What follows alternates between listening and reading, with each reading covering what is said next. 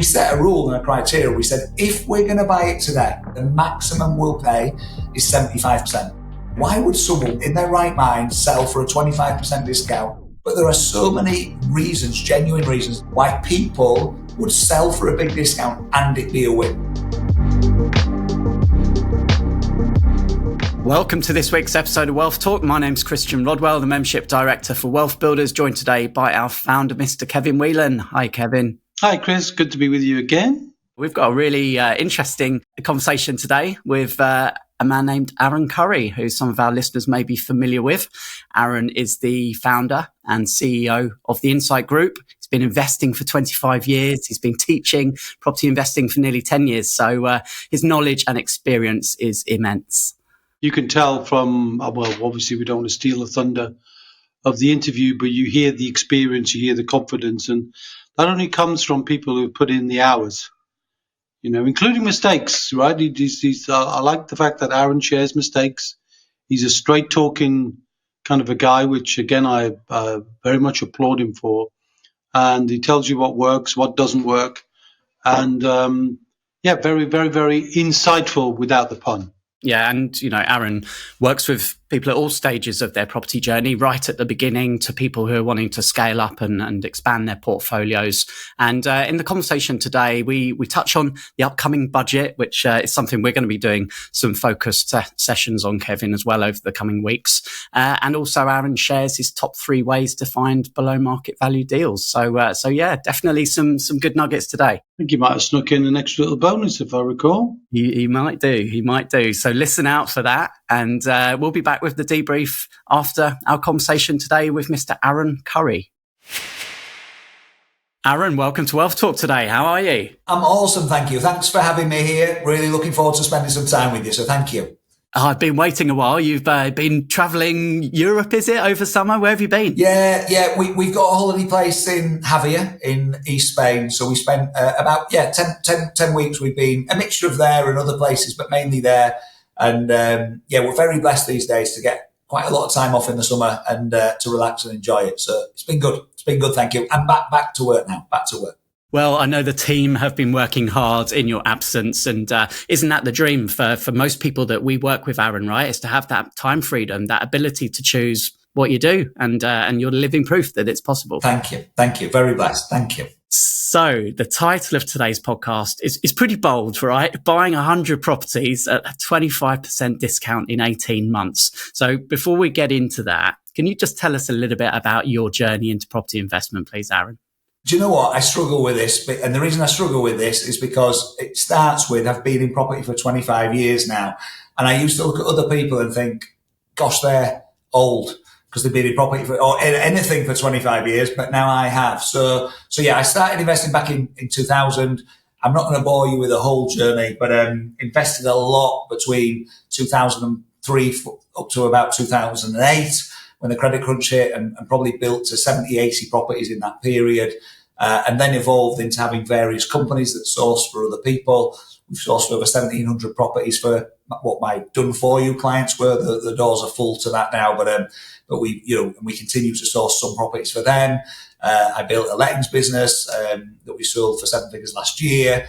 Over 1,000 properties in it. And I've grown to about 200 properties on that journey, primarily buy-to-lets, but I've got some HMOs in there. I love holylets, but large ones, not the Sleep 6 and things like that. We have large Sleeps 16 up to Sleeps 20. Holylets, real specialism in that I practice and teach. Got about 14 of those. Bought about just under 6 million of those last year. We're buying another 4 this year. So very, very involved in property. Love what property can do. It creates option and choice. When you can find a route that creates some financial freedom, you've got options and choice of how you spend your time. It's something I'm passionate about, obviously. And was there a particular catalyst right at the beginning for you, Aran? What made you buy that first property? Yeah, real great question. So the first property was more a need. So I kind of left uni at 21. Not on purpose, but at age 19, I'd had a child. And me and mum had already split up when Adam was we found out that she was pregnant with Adam. And so we were living, after uni, we were living in different towns, but I was having Adam kind of on the weekends and things. But they weren't living in a great place. So I used a bonus I got from moving job, like in my first year graduate job, and put a deposit down and bought a house. And I won't fully bore you with that story for the sake of time, but I was such a good negotiator. It was worth about 21,000 the house, and I paid about 27,000 for that house. I was rubbish, absolutely rubbish. What really got me into property was circa 4 or 5 years later, when a mentor of mine, I was working as a mortgage broker, doesn't really describe it properly. We used to coach people around their money. So we'd sit with couples, they'd sign up for 25 years of service, we'd look after their mortgages and their finances, but we'd also coach them how as a couple to work with money, which was really fascinating because when people get together, you've got all your beliefs about money in your bag. And many couples, a lot of their arguments are money based because they've never been trained in it. They've got different beliefs. So that was really interesting. But the guy that owned that business was Australian based. He'd grown a big business out there. He was setting up a business in the UK and growing it here. I was early in the UK. And he came over and they believed in debt reduction. So paying the mortgages off, your residential, but asset accumulation, improved lifestyle. And that was the mantra. Every presentation I did, I covered those 3 points. And he gave me the book Rich Dad Poor Dad by Robert Kiyosaki, which if you've not read, it's a great property book. It's a high level concept. It doesn't teach the how. But that got me into it. His push. I wasn't earning much money for the first 6 months. I was like, how can I buy property? He showed me. He said, you've got to find a way. For me, for me personally, but for my clients I was serving, you need to role model. So it was great from that perspective. And again, I don't think we'll cover it now, Christian, but the first 10 were pretty much a disaster because I've read this high level concept book but didn't have the detail. So made a lot of mistakes with other people's money as well. But learned through those. I had to learn and keep learning, finding the best people I could and learning from them. And luckily persisted. I was very close to quitting at one point, about 18 months in, but luckily persisted and where I am now with it. No, that's great to know. And you mentioned Robert Kiyosaki, such a catalyst for so many people as well. And actually, we play the Cash Flow 101 game in London every month. So that's good to hear you mention him as well. Yeah. Okay, and where did the Insight Group come to life? At what point? Yeah, so that was about 2008. So when we hit the credit crunch in 2008, I already had a mortgage business. So Mortgage Insight, which I've since sold back in 2017, 18, I think it was. But my mortgage broking business was Mortgage Insight. So I suppose that was the start from about 2004. But in 2008, when the credit crunch hit, we were probably buying about 10 properties a month. At the peak there, and we were keeping half and the other half, and we were buying all of these at discount. Back then you could have no money and buy houses if you knew what you were doing. So it was unbelievably easy, if you knew what you were doing. But we were buying 10, keeping 5, and the other 5 we would flip. We would either put them straight back on the market and sell them for open market value. We'd bought them with 20 or 25% discount, or we'd do a bit of refurbishment, but not a lot, and then we'd flip it on and sell it on. So when the credit crunch hit, suddenly the mortgage lenders turned around and said, you've got 70, 80 mortgages. The most we're going to give anyone is 3. And someone else said the most we're going to give anyone is 10. The most we're going to give everyone is 5. And the numbers didn't add up. I could still source the houses. I still had my systems to get great discounted properties. I had my contacts to do that. But we couldn't source the properties. So in around 2008-9, I started giving them to friends or saying, look, there's this amazing, they'd be like, I don't want a house. I'd like, it's amazing, you need to buy it. And this friend would buy one, this acquaintance would buy one. And eventually I just went, there's a business here. I can source all these houses. There's people that do actually want them. I can make some money in the middle. And my done for you business was kind of born out of that. And that's the business where we've bought over 1,700 houses for clients in the last a bit over a decade now, maybe 15 years now, actually. So, yeah, and that's where it was born. The education arm, the lettings business kind of fell out of that because we were buying all these houses and people going, I want them, but I don't want to manage them. So the lettings business fell out of that, which again, I've since sold. And then the education started about 10 years ago, maybe 9. We're recording this at the end of 2024, aren't we? So it'll be 10 years next year. I got challenged by somebody who said, great human that I knew, he's sadly passed away, but he said to me, you're doing done for you for people. Some people want it done for them, but others want teaching to do it and then to do it. And at first I was like, I don't like doing that, John. I like negotiating, cutting the deal. It's where I'm sat in an office, don't like humans, leave me alone. But I learned I could help more people. He was right. And we went and studied and became really detailed. It took me about 18 months before I was happy to teach this all on and put it all together. And we've been teaching since. And is part of that what you refer to today as the Handsfree portfolio building service that you offer? Yeah. So we don't anymore offer that to new clients. So if a client comes along now and says, will you source me Handsfree some properties? We're full. We're fully subscribed. And this isn't a sales technique. We're full. We don't intend to ever open the doors again. So we're serving the clients we've got and building their portfolios in the background. So these days, the primary function we have as a business is educating and teaching people how to do this themselves. Anything from I'm totally starting out. I have no clue. Can I have some free resource? We run about 25 free webinars every month. We do 2-day events that people can attend for free. There's lots of different ways to engage and challenges for free. And that can be a starter out or also someone who wants more impetus or has got stuck. They've spent all their money on the first 3 or 4. They don't know how to go to the next level. And then all the way up, we've got people with 300 properties that want to get to 400, people that want to model us. We're buying these 100 houses, which we're going to come on to over this 18-month period. And, people that want to model that, but they might want to model and get 10 or 20 or 5 or whatever their number is. So, yeah, people from free all the way up to 48K plus VAT for one-to-one coaching and everything in between. We've got the different path for them to help support them on the way. And we know there's so many different strategies in property. Are there a handful that you focus on primarily? Yeah, I'm really, really passionate about what I'm about to say. So the challenge for me with the property industry is what tends to happen, and I'm not pointing at everybody, but people are out to sell their courses. So they'll come along and go, rent to rent. Everybody should do rent to rent. So regardless of who the individual is, they're like, everyone needs to learn rent to rent. So now everyone buys rent to rent. And then a couple of years later, they've sold everyone rent to rent. So they go, options. Everyone should do options. And they sell everyone options. And then a couple of years later, it's serviced accommodation. And a couple of years later, it's HMOs. And we have these cycles that when you're in the industry, you can see it going on. But basically, it's like a one size fits all. I'm really, really passionate that there are hundreds of ways to make money in property. There are hundreds of property strategies out there. All of them are good. But what I found is we went 10 years ago and interviewed 50 people who were making 100K plus a year through property. Not one-off year from development, but consistently. And we went and spoke to those people about their journey, where they started, where they got to, how they got there, etc. And what was fascinating, out of the 50 that I interviewed, out of all of those people, all of them bar one used one of just 5 strategies. Just 5.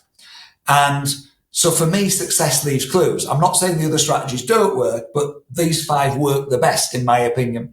And so for me, I help people to unpack those. So for me, that's buy-to-lets, it's HMOs, housing multiple occupation, it's serviced accommodation or holly-let, whichever you want to call it. And they are different, but the two of them wrapped in. And then using options and different versions of options. But it's so, that word is really dangerous and underused. And normally for me, by the way, an option or a purchase lease option is year 2 training. It's not year 1 training. I normally say don't go straight to it, apart from the market we're in right now, which makes it a little bit different. So they're the 5 kind of core strategies that I recommend that people kind of hang their hat on. And again, it's working out. Some of those strategies are investor strategies where you put your money in and it works for you and you get on with your life. Some of them are job strategies, like an HMO. You're going to trade time for the extra money. Yeah, you'll get extra money, but you're going to trade. And people do the wrong thing. People take a job strategy and then get stressed by it because it's extra work. They just wanted to invest and then they quit. So I'm really passionate about helping people pick their right strategies. I think if you said to me, Christian, do we have a niche that other people don't have or is less spoke about elsewhere? We've obviously got a massive buy-to-let background and people go, buy-to-let is dead, buy-to-let doesn't work if you buy the wrong ones or you bought the wrong ones in the past. I'm not having a go, but you didn't have the right rules. You know, anyone could make money when the base rate was 0.1%. But our speciality, probably our niche, is these multi-generational holidays, these larger holidays. A lot of my clients work in that space. And then also being able to buy in the market with little or no money. And so I think while we got that buy-to-let foundation, and I can teach that till the cows come home, this multi-generational holiday, which creates great cash flow, 120, 130 grand in, and you're making 30 grand of net profit each and every year from one property. I love that. That's really sexy. And we can get that to run without you. I was in Spain in the busiest period for 10 weeks, and it's 5 minutes a week on WhatsApp per property. But then this ability, which we're going to come on to buy properties with very little of your own money, is our, and big discounts is our real speciality as well. And we are going to come on to that in just a second. But I do want to say, because we are recording now, it's early October 2024. We've got a budget coming up, a big budget. Surely you can't make money in property anymore. That's what everyone's saying, Aran, right? So, with the budget upcoming, how do you see things panning out for property investors? Yeah, I love it. By the way, I love that everyone's saying that, right? Because guess what? There are lots of landlords leaving the industry. There are lots of would-be landlords not coming into the industry. And what does that mean? That means there's more deals available. It literally, Warren Buffett says it in investing world. He says invest when others are fearful. And right now, what are people about property investing? They're primarily fearful. Interestingly, the people in the know that have got a lot of properties already, what are they doing? Buying lots more. But other people are backing off and backing away. So I'll talk about budget first, though, in terms of what you've just said. And I'm not going to make a prediction because someone's going to watch this in November and they'll know what the budget was. So I'm not going to make predictions. But here's the thing that I would say, right? In my opinion, whichever government had been in, they've got almost an impossible job because right now they're short of money. They need to tax everybody more money. There's not enough money for the NHS. There's not enough money for schools.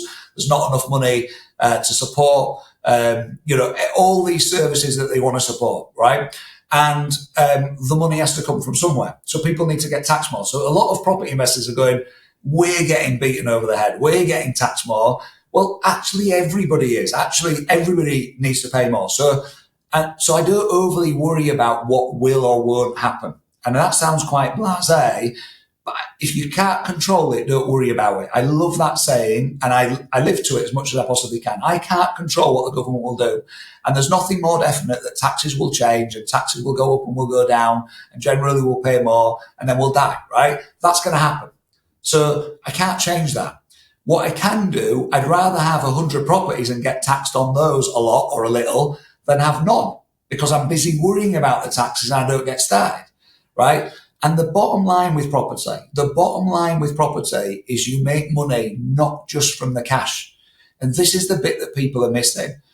In the last 15 years, when the base rate was 0.1%, and I don't mean this disrespectfully, but anyone could buy a buy-to-let and make money. And you could buy the wrong buy-to-let on the wrong street and you still made money, right?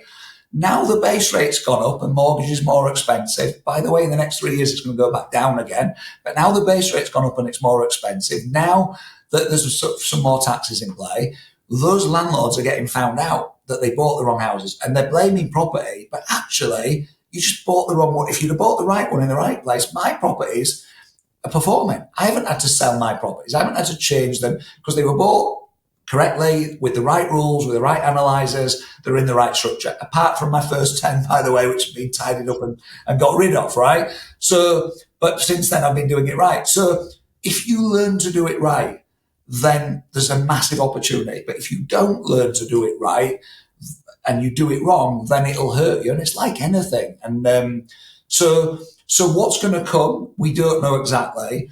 The biggest challenge the government have got is people expect them to go after the landlords, but they're not stupid. Whether you like them or not, right? They're absolutely not stupid, right?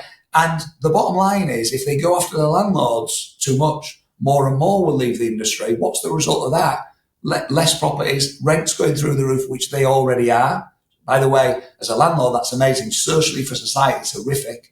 And that isn't getting fixed until they go build 2 million more houses.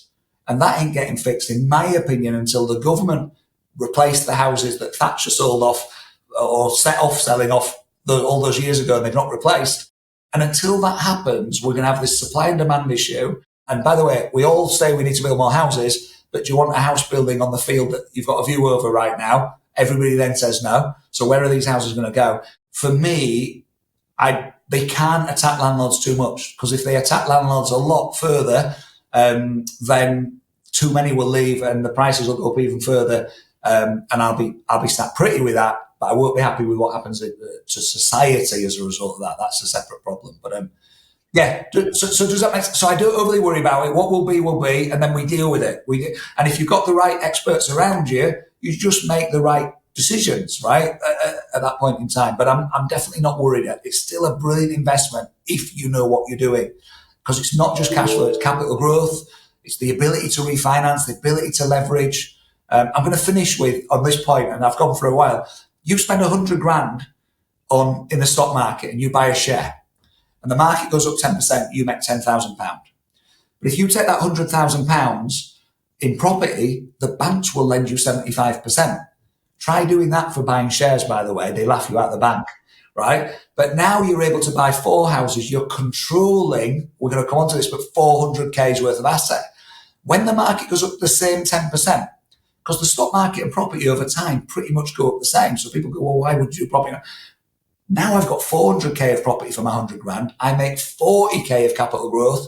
Well, the stock market, I only make 10K, unless I know how to do options in the stock market and things like that, which are a lot more risky in my book. So for me, I'm making 40K instead of 10K, and then I can reinvest it. Now I've got 5 going up going forward. So that's what I love about property, and people in the media are missing that opportunity and missing that you've got to buy to the right rules with the right structure. And as long as you do that, you're in great shape. Well, hopefully we've warmed our audience up enough now for the main event, which, let's break this title down then. So we're talking about 100 properties, 25% discount, and the time period of 18 months. Where did this all begin? Yeah. Great question. So it began, actually, I've got a JV partner that I'm doing this with. So there's the 2 of us together have set ourselves this target and we're doing this together. And it began at the end of last year. So again, we're in October 24 now, but at the end of last year, both of us saw where the market was and where the market was heading. And we kind of put a marker in the ground and said, this next 18 months, so kind of all of 2024 and 6 months into next year, approximately, this next 18 months, we felt and believed is the best time to buy property for the last 15 years. Going back to 2008-9, that was a dream time to be buying properties. And it's the best time since then. And again, I could give you loads of data on that if you want me to, and you can ask me more about that, Christian, if that'd be useful to the listeners. So, but every time's a great time to buy property. So it doesn't mean I didn't buy in 2023. We did. We bought £5.8 million worth of property that year. It doesn't mean I won't buy in 2026, 27, 28. I will, but I won't buy 100 in that period. That's not what I'll do. It's such a great opportunity. And the reason, without going into the detail, I can if you want, but the opportunity for us is to supply and demand. If someone wants to sell their house quickly, right, they're going to have to take a hit in this market in most parts of the country. And that means they're willing to take bigger discounts. We can buy with bigger discounts. And there's also more people in distress. People will look in and say, oh, this is about ripping other people off. Why would someone, I did at the beginning, why would someone in their right mind sell for a 25% discount and it be anywhere near a win? We must be ripping them off. We must be. But there are so many reasons, genuine reasons, about 42, we teach them, why people would sell for a big discount and it be a win. We said, look, we can do 100. We can do 100. We actually think we can do more. We're at this point, they're not completed yet, but in completions, and already completed, we've got 72. We did a count up the other day. Might be 73, 74 now, by the way. But we got 72, and we've got another 9 months left, nearly 8 months left. So we're gonna hit that 100 target and go through it. But we said, we can do at least 100 at this. But we set a rule and a criteria. We said, if we're going to buy it today, so if we're going to complete on the purchase today, if this is a 200K property, the maximum we'll pay is 75% of that. So that's 150. So a vendor has got a choice. First of all, they have to have a problem. If they don't have a problem, no one is going to sell their house for 150, right? wait on the open market. You'll sell it for full price. Don't sell it to us. You'd be stupid to do that. Don't even speak to us, right? But we've got marketing strategies to find the vendors that have got the problems. Once we find the vendors that have got the problems, and that, again, people automatically go, it must be financial problem. It's about 3%, 4% of what we do is financial. There's all sorts of different ranges of problems, right? But either they're going to sell for a 25% discount, or the alternative is we take control of it now, but we pay for it later. Now, that's a bit more complex to understand, but the principle is they give us the keys now. We sign some paperwork. They give us the keys now. We take control. We can start to optimize it for cash flow. We agree a price now, but we don't pay them till 5, often 10 or 15 years from now. And we're paying them today's price. So they're willing to wait for the money. Their problem isn't money, for example. They're willing to wait for the money, but we'll pay them later for it. But we get control of the property now. Any asset growth is ours over that period, etc. So that number of 100 is ones that we've got control of. And taking control, there's 62 different ways to do that, literally. So I'm not going to cover all 62, but it can be an option for those that understand what they are. It can be an exchange now with a big delayed completion, but won't complete for 10 years. People go, can you do that? Well, most solicitors don't want a file open for 10 years, so they say you can, but you actually can. It can be any number of different structures that work for the vendor. It can be vendor finance, where we've had vendors say, I want to sell this house. We've said, what are you going to do with the cash? We're going to put it in the bank. We're in our 70s. We don't want property anymore. We're going to put it in the bank. Well, what are you going to get in the bank? 4%, 4.5%. Well, if the base rate goes down another 3% in the next 3 years, what will you be getting? Well, we know it'll go down 1 to 2%. What will you do then? I'll leave it in the bank. Okay. Well, do you want to lend it to us for the next 15 years and we'll pay you 5%? Well, what do you mean? Well, they'll lend us the 200K to buy their own house. So we don't go to HSBC or Abbey National or any other lender. They lend us the 200K on a mortgage. We sign a mortgage deed with them and we get the house. We put no money in. We just pay the solicitors. We complete. And now we've got control of the house because we own it, but we have a mortgage debt to them for the full amount. Or I had a really frustrating vendor the other day that we got to near completion. This was only on a 70K purchase, I think it was, or roughly that number. And they turned around and said, actually, we've realised you're not putting any money in. And we said, yeah, you knew. And they said, we feel like you need to put something in. And we said, oh, okay, well, what do you think we need to put in? They came back and said, can you put £1,000 in? So, right. So, but this is instead of a 25% deposit, right? So I'm frustrated by that story, by the way, because we had to put an extra grand in. The key is cash is king or queen, whichever you want to call it. And we're spending on average 6K a property. So we're doing these 100 houses. Yes, we've had to raise 600K. That for a lot of people is a load of money, but do your own maths. What if you wanted only 10? 6K a property is now 60K. The ones where we buy with a 25% discount, we have to buy them now and probably put a deposit in or use bridging finance, but we'll refinance back out of it. The control now, pay laters, we're not paying. You have to maybe put £1 down and pay the solicitors 1,500 quid for ours and theirs, but you're paying for it later. There's a couple of things that are crossing my mind. Some people will be listening now and they'll be all over it. They'll be like, yeah, absolutely get it. There will be others where this will be a massive challenge to their mindset and their thinking. How can you possibly do this? And all sorts of psychological barriers and things going on right now. You've taught thousands and thousands of people over the years. Have you encountered this where some people have just got a mental block and what advice can you give someone listening now who just needs to get that other side of that mental block in order to be able to open this sort of strategy up? Yeah, it's an amazing question. And I think this feeds into, you've obviously as a company got relationships with lots of different people, lots of different investment options, lots of different ways of making money and doing that tax efficiently and supporting people on that journey. And all of those, you'll have heard what I'm about to say, which is 80% of success is the psychology and 20% is the what you do. All this property stuff is a set of rules and formula that we follow. We know that they work and we just repeat them again and again and again. So can I teach that onto someone else? Yes. As long as they're 14 or over, they'll understand it. And I've got students that are 90. It's simple, right? You can teach this stuff and you can learn it. So why is it then that so many people don't get financially free? And it is that It's that mindset, and it's working on the mindset. And actually, we haven't talked about it here, but these days, my biggest passion is actually helping people with their mind and the mindset. And so when someone does my training at the high end, my VIP clients at the high end, we do mindset we're together like 12 days a year minimum. Every time we're together, we're working on this. I also run a retreat that they go to, and then a foreign retreat that they go to, which are purely mindset, and a 3-day bonus event that's more mindset. And often people will come off my programs and go, I love the property stuff, but I really love this because it flows into every area of your life. So I'm really, really, really passionate about this. It changes the game. So therefore, giving a little golden pill doesn't actually work, because you always say, what's the thing that'll get them over the fence? Well, I can give them all the logic under the sun. The logic on its own won't get you over the fence, because if you're listening, you'd already be you logically know property can make you a lot of money. So you'd logically be already over the fence, right? So it is what Christian's saying. It's that mindset issue. It's that, and what's that made up of? It's made up of your beliefs that you've picked up since you were 7, 8 or 9 years old. So I was taught, I had thinking beliefs in money. I was taught that wealthy people were idiots. My mum worked for a housing charity for 25 years. She hated landlords because she dealt with all the rogue ones. A nice car went past, she'd go, idiot, under her breath. I'd go, mummy, what do you mean? I'm 7, 8 years old. She'd go, they spent 30,000 on that car. It could have fed 6 families for 5 years, or housed 6 families.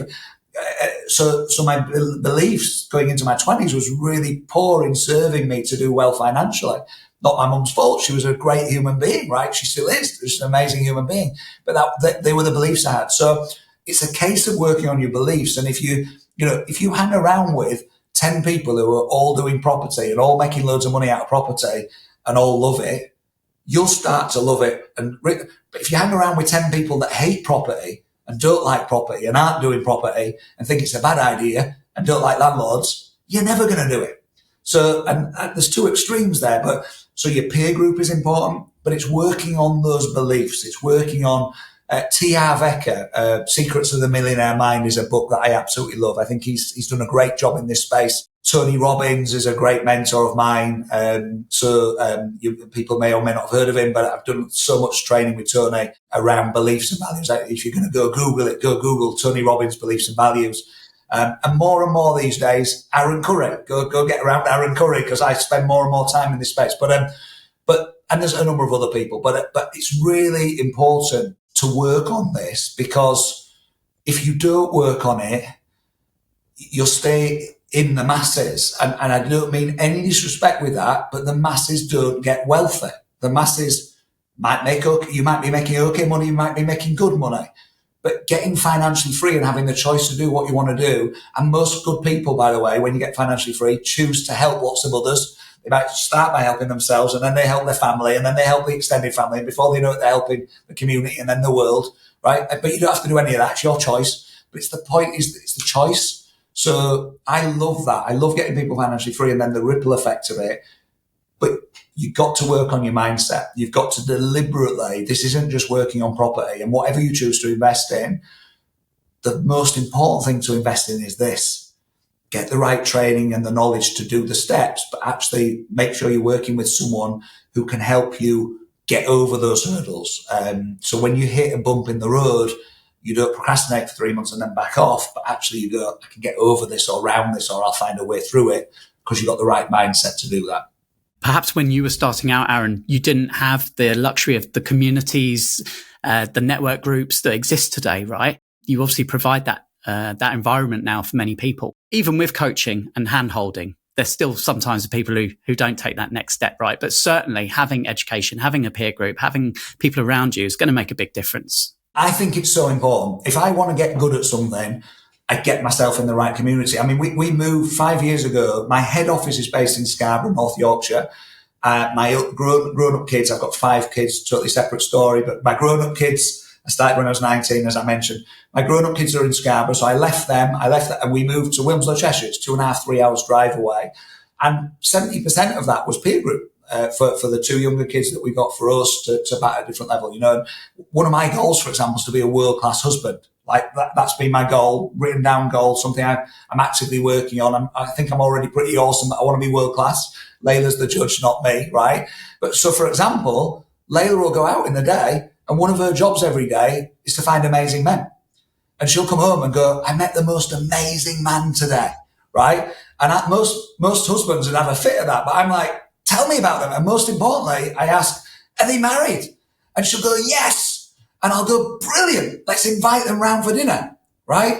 And I know that sounds crazy to most people. But if I can get a dinner party with 3 other couples where Layla thinks the man is batting at this level and is I want to be around them to see what they do, how they interact, because I can learn and get better in that space, right? If it's business, I want to be around business people batting higher than me. If it's property, I want to be around people. And guess what? It's really uncomfortable. It's uncomfortable to walk in a room where everyone's batting above you. It's uncomfortable to always be around people that have got a higher standard or a higher result. But flipping it, you grow. Flipping it, you reach higher plateaus more quickly. And so, yeah, look for that community. Look for people that are batting above you in whatever you want to get great at. You know, if that is the stock market, look for people that are brilliant at the stock market and hang around with them. And you'll be amazed how things then grow in that direction. Aran, just coming back to the 100 properties there, and some people think, well, look, okay, might be okay for you, right? But I'm early stages, you know, I don't have the experience, I don't have the contacts, I don't have the money, all of this. You've talked a little bit about how you can do this with limited funds. Do you have any other advice or tips for someone who perhaps has got limited funds, how they can start to acquire their first few properties? Yeah, really great question. Really great question. So first of all, know that you can. So know that you can. You just have to find a way, right? You have to find the way. Okay. Now, it's obvious that I'm about to say this, but get trained, because you don't want to find a way and do the wrong thing. So I might be a great fit for you. I might not, or that someone else might be. Find a trainer that you feel rapport with and that you feel aligned with, that you feel comfortable around, that you've got similar values, right? And work with them. I would strongly say, but I'm bound to say that. But coming away from that, if you've got little funds, let's say you've got 0 to 30k, less funds to get set around this, you can look at a rent to strategy. So rent to service accommodation, where you rent from a landlord, take the property, and then you put it on Airbnb, booking.com, and you make the profit in between. You can do rent to one of these larger holidays, right? You can do a rent to an HMO. So rent to strategies can be a good strategy. You're going to trade your time. They'll take you more time to run the SA or the holiday, but you'll get a better financial return. They can work well. If someone's in the rat race and they hate their job, you might do that in the first year to get you out of the rat race. But long term, I want you earning the asset, right? So how do you earn the asset? You earn the asset if you've got very little money by getting JV partners, what I call be your own bank. So finding somebody else with 100k that doesn't have the inclination to do this themselves. They put the money in, you put the time in, you build a great portfolio. And either you do a 50-50 with them, but actually what the mistake people make is most of these people would, if they wanted some property, would have bought it. So they'd rather, we do something called the guaranteed interest model. You just pay them a rate of return, guaranteed every month, regardless of how the investment does. A lot of people prefer to lend on that basis. People think, surely they'll want a share. No, if they wanted a share, they'd be buying property already if they had 100 grand. So that's what, and then people say, well, I'm just starting out. Why would someone lend to me? Well, I raised my first 100 grand having read the book, salivating at 9 p.m. on a night, knocking wildly on a neighbour's door because I'd remembered he got some money. And it was raining and dark. It was October, raining and dark, right? Miserable. I'm salivating. I'm going, you've got money, I've got time, we should do this together. It was a ridiculous pitch. And he gave me 100 grand about 3 weeks later, and he was very glad he did it. We built a load of properties together. But my point is, there's 8 billion people on the planet. So yes, not everyone will lend to you if you're just starting out, but someone will. And people say, well, I've asked lots of people. I say, who have you asked? Well, I asked my mum. Well, and she said no. Well, that's one then. So you got another 7 billion, whatever it is, to go after. So that be your own bank's an option. A rent to strategy is an option. Or then what I was talking about, the way we're buying these 100 houses, it's on average 6k a property. So it's about finding the motivated sellers, learn the skills to find the motivated sellers. There's AI and software you can use to speed that journey up. Normally that'll get you to about 15% discount, not the full 25, or you can use marketing strategies to get the full 25% discount. And control now, pay later. You don't even have to pay for it now. You pay for it later. Yeah, no, thanks for that, Aaron. And we're definitely coming close to our time today. But just a question, in terms of sourcing, there's multiple ways you've alluded to that you can find properties. It sounds like you've got a process. You've perhaps got a team that are helping you to get these 100 properties yourself. For someone listening now, what would you say are the top 3 most effective ways to find below market value deals right now? So option number 1, right, is out there now in the UK are about 5,000 people or companies that call themselves property sources. And like any industry, there's some great ones, some good ones, some average ones, some poor ones, some scoundrels, right? So, and everything in between. So you need to do your due diligence on the deals, etc. But I would get on the database of as many property sources as possible, set up a different email address because they're going to spam the heck out of you, and have them send, and then once a week sift through that and tell the ones that are sending you the wrong stuff why it's wrong. And so, but that's route to market 1. Yes, you're going to pay a fee in the middle, but if they're getting you a 20% discount and you are happy with 15 and you're paying them a fee in between, you're still getting your 15, right? And how do you find those people? Just go on social media. They'll find you. Go on social media and say you're looking to buy some houses. They'll pop up. They'll go, I can help you, right? So go in all the property groups on Facebook and LinkedIn, etc. So that would be route 101, simplest way to start to get deals put in front of you. But do not get distracted. You've got to know what type of property you want, know the rules, know the analyzers. So you run what they say is an amazing deal through and you check for your rules. Don't take their word. It's a great deal. Okay. Again, I can do loads of training on that. That's that method 1. Second method is to explore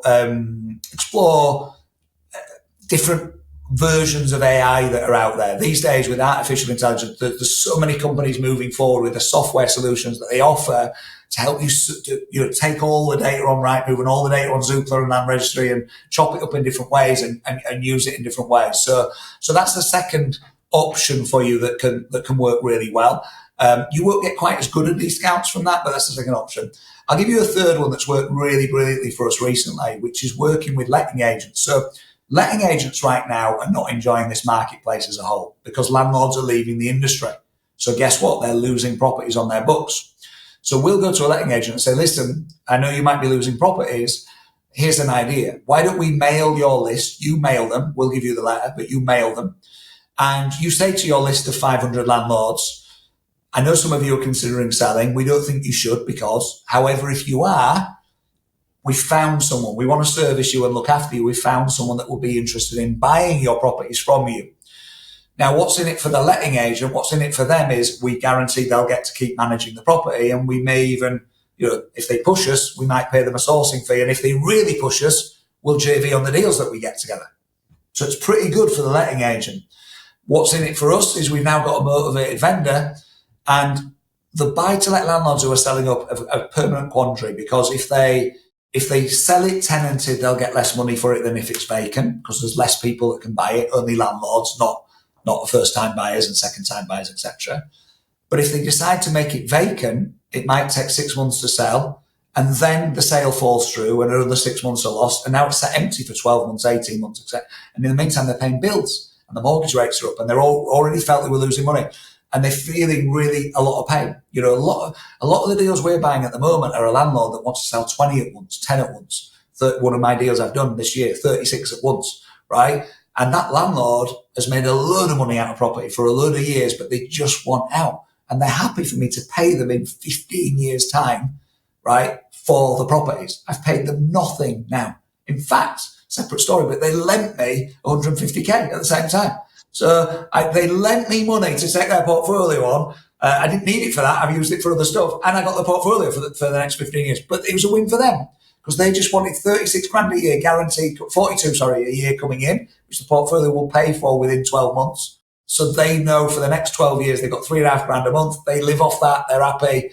And I'll pay them in the future. So it was a win-win. I could unpack that for a whole half hour as a separate podcast potentially.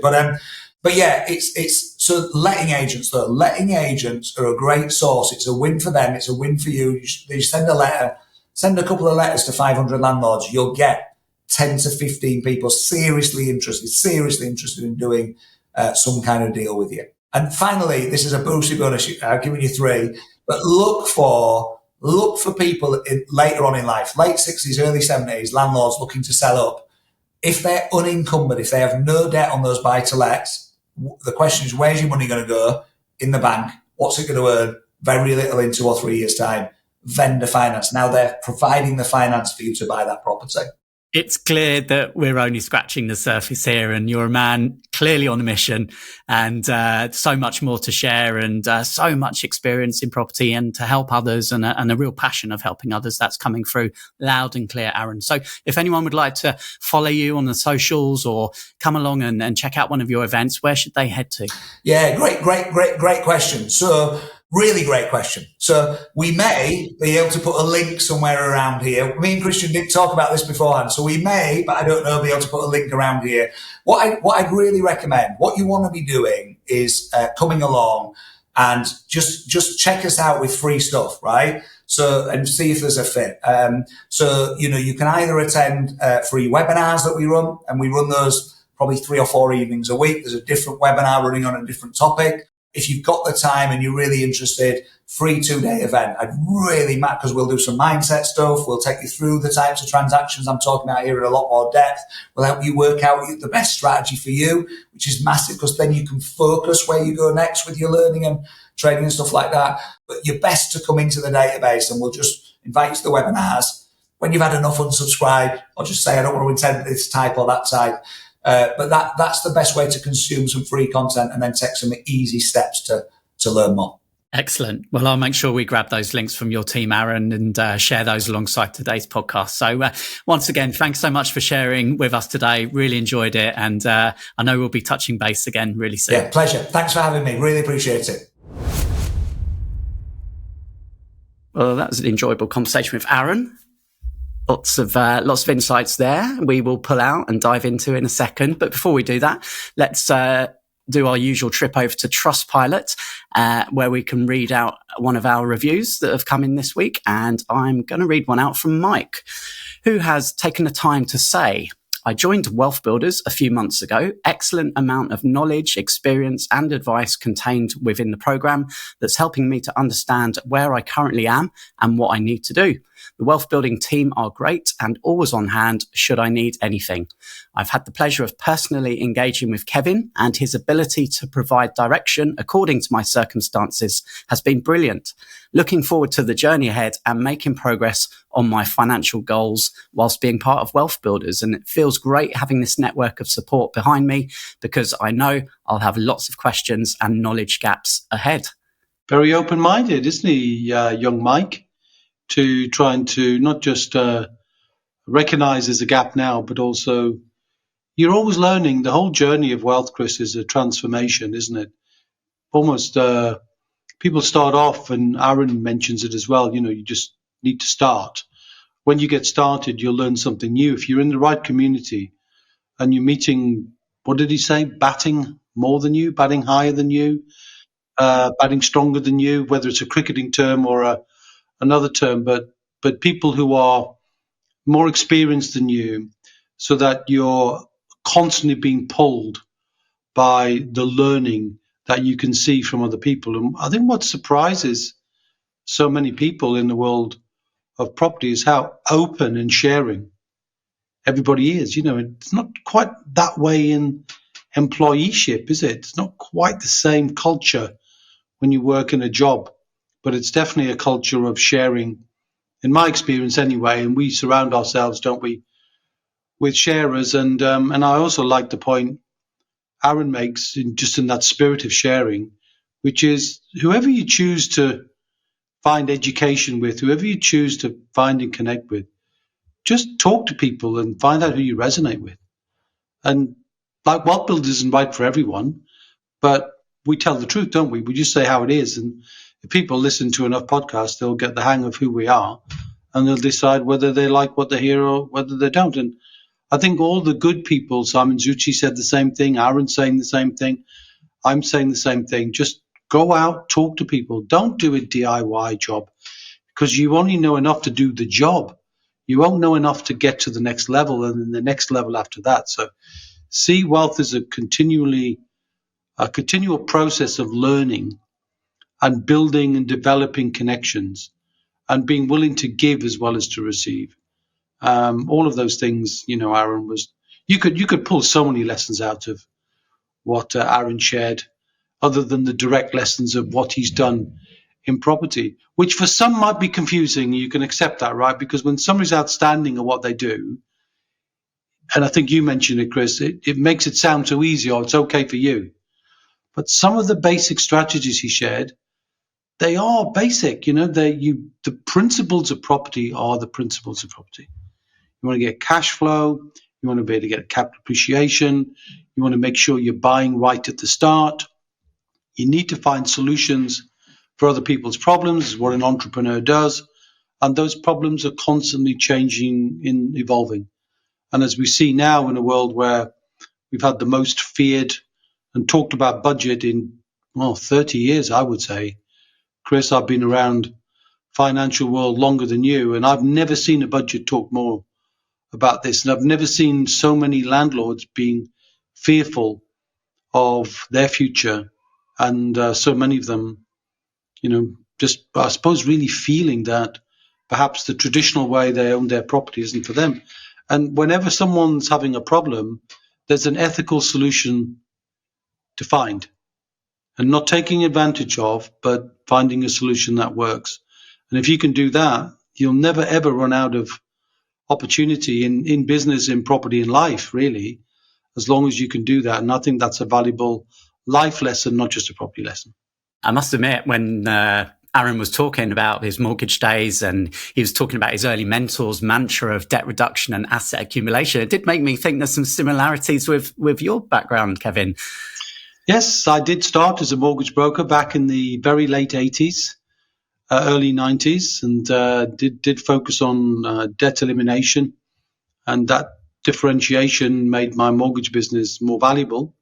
Wrote my first book called Save a Fortune, How to Completely Eliminate Your Mortgage Loans and Credit Cards Fast. And by the way, we always give away our things free, just as Aran does. So please signpost that, Chris, if anybody wants a copy of my first book or my second book or my third book, they can have them. I'm just more than happy that then by reading them, they'll know who I am and who we are as a team. And we'll go from there. Yeah, absolutely. Well, all the digital versions of those books are available for free for all Wealth Builder members. So if you're not already on the inside of Wealth Builders, then you can do that absolutely for free. Just head to wealthbuilders.co.uk/membership. And we'll be happy to share those with you. I'll put links as well in the show notes for easy access. Okay, so let me think. So obviously, we were talking about the strategy of buying 100 properties, and as we've said many times, there's so many strategies out there, right? But Aran kind of boiled it down to his 5, which he sees. And, again, you were saying about simplicity and principles, and sometimes people overcomplicate things, don't they? And just going back to the basics. But I also like a quote from Aran that he said, know that you can. When it comes to not having the money, not having the knowledge, just know that you can, and you need to find a way. And that all comes back to having the right network and community around you. I think we've increasingly seen, haven't we, with our experience with Wealth Builders, the people who succeed and become financially secure, then onwards up to independence, are those who surround themselves with good people, number one. So they work with like-minded people, they connect with like-minded people. So difficult to do it when you've got naysayers around you, and there's plenty of them. Just look at what's going on with the budget. So much scaremongering going on. The other thing is, it's important to get coached. It's important to feel like the experience of other people can guide you to a place that you will see distinctions and intellectual shortcuts that you're not going to see on your own. It's a bit like a guide, so I've often mentioned it, that when I go to a foreign country and spend, a week there or whatever length of time I do there, because I love my short breaks, I always look for a guide, because a guide takes you to places you can't find on your own, and they make the whole journey more enriching. And I'll be doing that in Athens over the next week or so, and looking forward to doing that, because it's taking an old ruin with me. Oh, no, I mustn't talk about Mrs. Whelan like that. I've got to see an old ruin. That's it. Anywho, you get the point that getting a guide is really, really a smart thing to do. I remember when we did it in Rome, oh, crumbs, just the depth of knowledge of people who know their city inside out rather than just doing what the tourists do is just the enrichment of the experience is outstanding. And so it is with wealth, and so it is with property. Surround yourself with great people, be guided by great people, take your time to see who you resonate with. And there's loads of testimonials and case studies you can get in all sorts of different places if you're looking to connect with someone and test out their stuff for free, just as Aran said. And I think he's offering a couple of days insight into what he does free of charge anyway. So I think we should definitely signpost that, because anybody willing to give a couple of days, of their time, obviously they hope that you'll resonate with them. That's fine. That's just commercial, but no obligation. And I think it would be definitely worthwhile promoting that. Yeah, indeed. So hit the show notes right now on your phone, and you'll find a link there where you can register for that 2-day event. And we'll link to all of other resources from Aran as well, which he mentioned. So, thanks once again to Aran for being our guest today. Hope you enjoyed this episode. If you think someone else would enjoy listening, then please hit the share button, send it to them. And Kevin, we'll be back same time, same place next week. We will indeed. Until then, my friend, see ya.